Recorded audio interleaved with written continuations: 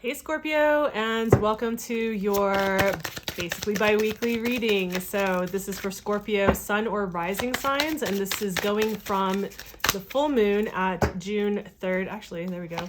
The full moon at June 3rd to the new moon on June 17th. So I'm doing things a little bit differently. I think you guys probably noticed that I have been, well, for any of you who've been watching, I have been doing some astrology incorporated into these, but it was just making the videos too long. So I just put out an astrology highlights video that basically takes you through the first half, yep, that one, through the first half of the month. How interesting. Sorry, it takes you through the first half of the month, and it has timestamps, so you can kind of like skip ahead. But I just wanted to make sure that I kept these videos, you know, short and sweet as they're meant to be. So I'm just gonna adjust my camera, you guys. Sorry about that. So we're doing a little bit of a different spread. I think this one is maybe a little bit more appropriate to the phase of the waning moon.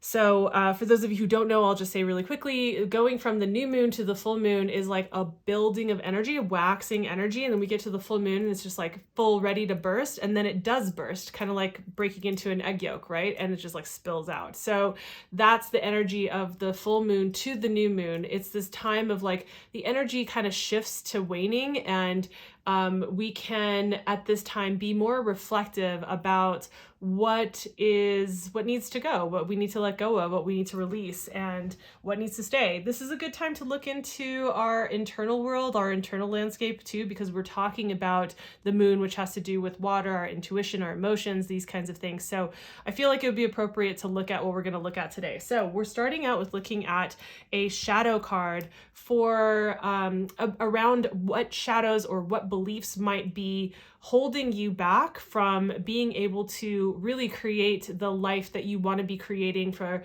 creating the lifestyle, the world that you're trying to create, whatever it is, whether it's with business, relationships, whatever it is, you know what that is and what's holding you back. So one of the linchpins, we could say, inside of that. And then we're also taking a look at what kind of spiritual advice is going to assist you with starting to get this energy moving, this stuckness energy, like to start clearing it out. And also we are breaking out a new deck, so stoked.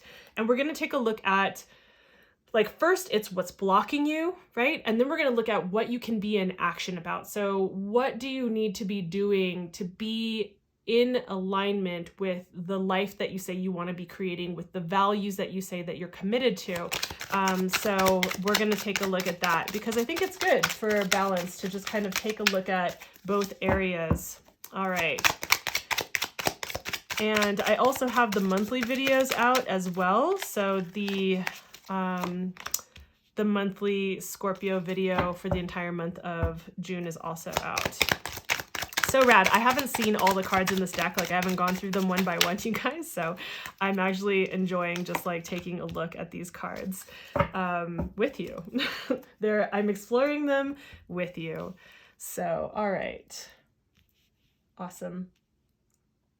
So really quickly, because like I said, I have a separate video that's all about the astrology. We are, I'll just mention that we are having this full moon in Sagittarius in tropical astrology. It is happening in Scorpio in sidereal astrology. And that takes us from now until the new moon in Gemini in tropical astrology on the 17th. So I'm pretty sure that would, I don't remember what degrees it's at, so I'm pretty sure that would have it be that the new moon would be in Taurus for that date for sidereal, but I'll have to take a look at it. I just honestly haven't looked. So, all right, let's get into it, Scorpio. So these are meant to be short and sweet, but I'm pulling more cards than I normally do. So let's go as quickly as we can to keep them short with someone who is long-winded, which is me. So we have the first card out, which is the shadow card. And this is meant to really take a look at just again, what beliefs, what things are really holding you back? Like, what is it that's stopping you from really moving towards what it is that you want? Again, this can be a belief. This can be an actual shadow aspect that exists inside of you. So So as far as that, we have anger, right? And this could be, I see this reading two ways, like anger in chains, right? So anger in the way that there is this pent up building frustration and anger that is like seething and growing and bubbling and boiling inside of you that needs to be released. And so in that case, I think that it's important to make sure that you have a release for that, whether that means that you, oops, sorry about that. Whether that means that you are screaming into pillows, going on a really fast run, pushing your body in like a workout, something to move that energy through your body in a kinetic way can really be a beautiful way to move that energy through, because it is so energetic, because it is so visceral. The other way that I can see this being played out is what you believe that you're chained to. So the things in life that we think that we're obligated to, the things that we think that we have no other choice but to do. And often we tie ourselves to these situations or people or communities or projects or whatever it is. And we get so convinced like ourselves that we're tied to these things, that we're chained to these things, that we develop a lot of anger around that. The thing about anger is that anger can also be really constructive and not just destructive, right? So in that sense, anger can help us realize where boundaries have been crossed or where they need to be made, where things are no longer okay or working for us, you know? And I'm not saying to go about this in a destructive, like angry way to create boundaries, to cut chains and to remove yourself from like situations or agreements, but more so that you utilize that information to feel that anger, to recognize it instead of suppressing it and pushing it down, instead of not wanting to feel the full volume of what's there, instead of continuing to push it down underwater like a beach ball, like that's gonna pop up and hit you in the face eventually. So acknowledge it instead, recognize that there's a message for you there, and to go, okay, clearly something is not working for me.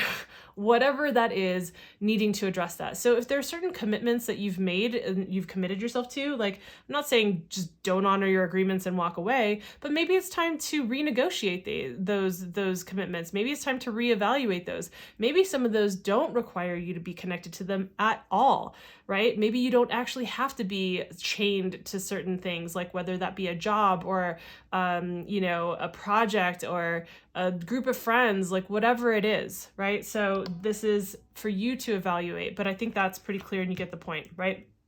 So then we come into like, what is the spiritual advice for this particular card?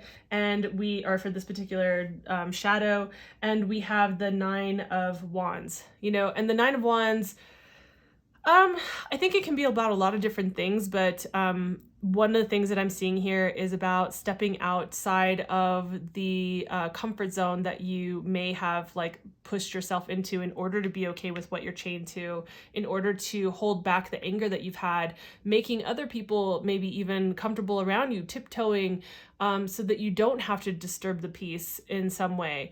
And I'm not saying, again, to go in and be reckless, but you might need to step outside of your comfort zone and have like sweaty, uncomfortable conversations with people. Like I find a lot of times, a lot can be solved with just having clear, direct communication. But people are so freaking scared of just basic communication and asking direct questions in case it upsets the other person, and people are avoidant and they don't want to like have the conversation. Have the conversation. Step outside of what is uncomfortable for you and have the conversation, because it's probably making you weary and weighing you down and beating you down, right?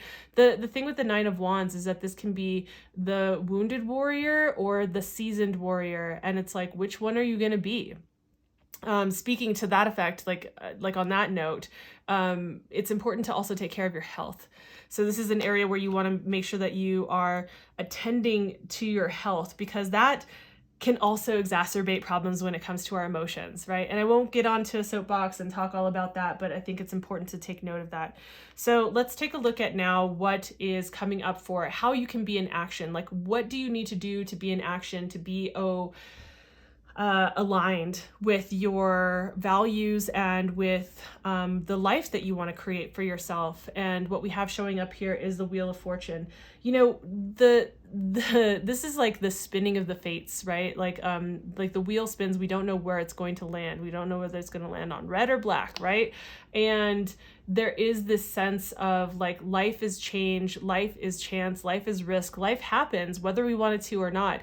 When we are in a space of resisting what is naturally shifting and changing, what wants to change, what wants to be released, what wants to come in, what wants to be moved, what wants to be renegotiated, right? Like when we resist those things, we create a lot of pain for ourselves. Like you can't hold on to like one side of this wheel and like try with all your might to keep the wheel from turning. You can't keep life in one place. It's going to keep moving. The wheel turns. So when we cause a lot of stress and strain for ourselves is often when we're in a space of resistance. And I'm not saying to passively allow everything in your life, but I do think it's important to notice like, okay, shit is happening. I need to pivot, right? So it's a time of pivoting. Notice what's happening. Notice what's in your control and what's outside your control and how you can pivot and what needs to be renegotiated in your life. That's how you can be in action. That's how you can realign your life to look like it's more like the life that you're wanting to build, like the life that you want to have, as opposed to what you're actually chained to. You are not a victim to what you've chained yourself to, you know. And I'm not saying like, let's say you're a parent, I'm not saying like unchain yourself from your children and go run off and desert them. No, but like maybe the way that you're parenting, or the way that you're parenting life, or the way that the responsibilities get distributed between you and your partner is just not working anymore, right? So you need to address these things, and this is how you can be in action to start aligning your life with what you actually want, right? So then we have what kind of spiritual advice is coming through to help you kind of like just through the next 2 weeks, what to keep top of mind and heart, like what's coming through as some guidance. And I just love how softening this is after all of this, is we have the 10 of Cups. And the 10 of Cups is about remembering this vision that in this particular space, right? Like what I'm getting here is remembering the vision that you have for the future that you want to build for yourself. And if you have a family, for you and your family, right? What is the lifestyle that you want to build? Maybe the one that you felt connected to, the one that you have spent maybe 5 years, 10 years, 20 years of your life creating is no longer the vision that fits what you really feel good in your heart about, what would feel the most amazing to you. Like sometimes we're just like, well, everyone's already been on this train with me and I've been going in this direction, so this is what we're creating. Well, what if you no longer want to create the, buying a house and having your children live in the country? Maybe you want to be like, I want to live international. I want to take the family to, Europe. I want to live there. Like I'm just giving examples, but like perhaps the vision has shifted.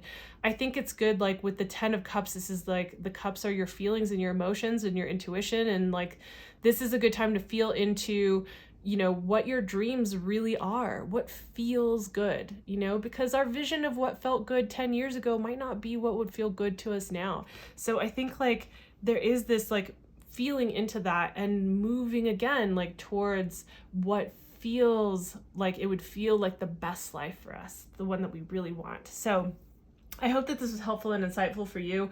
Please, if it did feel insightful and resonant, please consider giving the video a like and consider subscribing.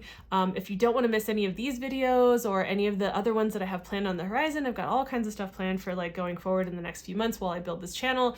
Hit the notification bell so that you don't miss any of those as well. I am doing pretty regular videos, so if you like to be up on like bi-weekly tarot, or right now I've started to experiment with doing astrology highlights as well, plus like monthlies, then that way you know exactly when they drop. So I will have up on the screen the highlights video for the astrology for the first half of the month of June, and then I'll also have the video up for the monthly, so you can kind of like take this like smaller story and put it in the context of the bigger overall month story for Scorpio sun or rising. So it's a choose your own adventure kind of thing. So thank you for being here. Thank you for your time, and I will see you in the next video. Bye.